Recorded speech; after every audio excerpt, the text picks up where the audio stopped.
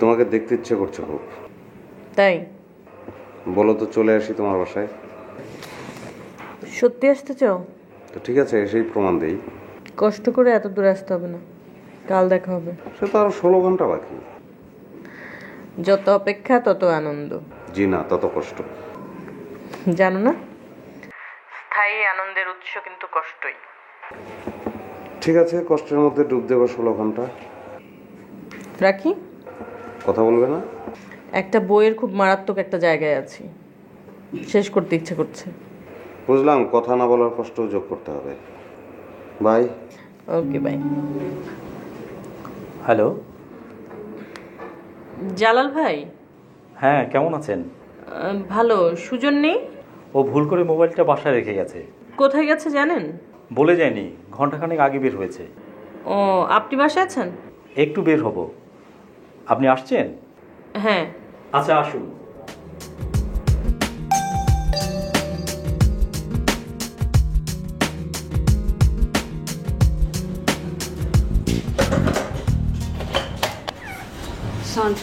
ওয়ালাইকুম আসসালাম।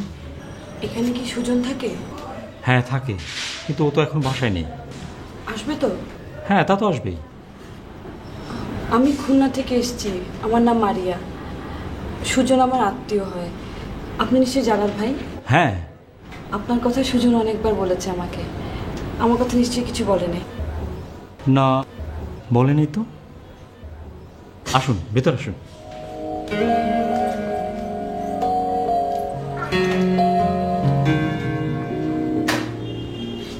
সুজন না আসা পর্যন্ত নিশ্চয়ই আপনি অপেক্ষা করবেন? জি, তা করবো। কিন্তু আমার একটা জরুরি কাজ ছিল, আপনাকে একা রেখে। না না, কোনো সমস্যা হবে না ভাই, আপনি জানেন। কোনো সমস্যা হবে না তো? জি না। ঠিক আছে, আমি গেলাম।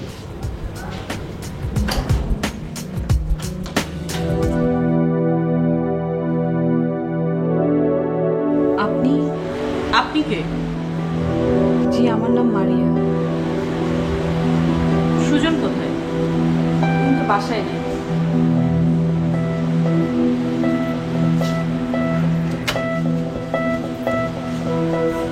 জালাল ভাই? জালাল ভাই কিছুক্ষণ আগে বের হয়ে গেছেন। আপনি কার কাছে এসেছেন?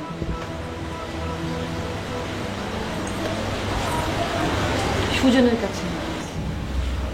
ও কি আপনার আত্মীয়?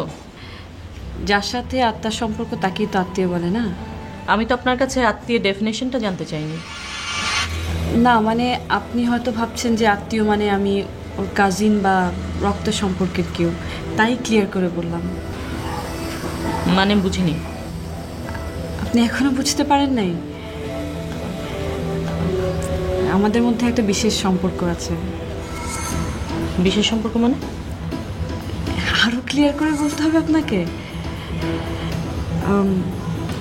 আমরা দুজন দুজনকে খুব ভালোবাসি।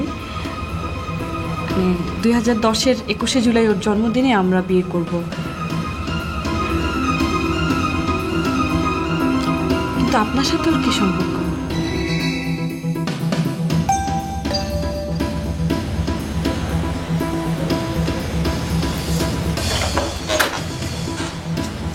কখন আসছো বলো তো? আমি তোমাকে খুঁজতে খুঁজতে। কেমন আছে সুজন?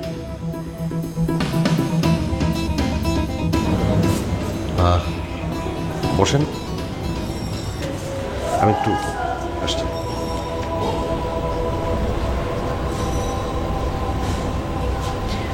বললেন না যে ওর সাথে আপনার কি সম্পর্ক? সেটা আপনাকে বলার প্রয়োজন মনে করছি না।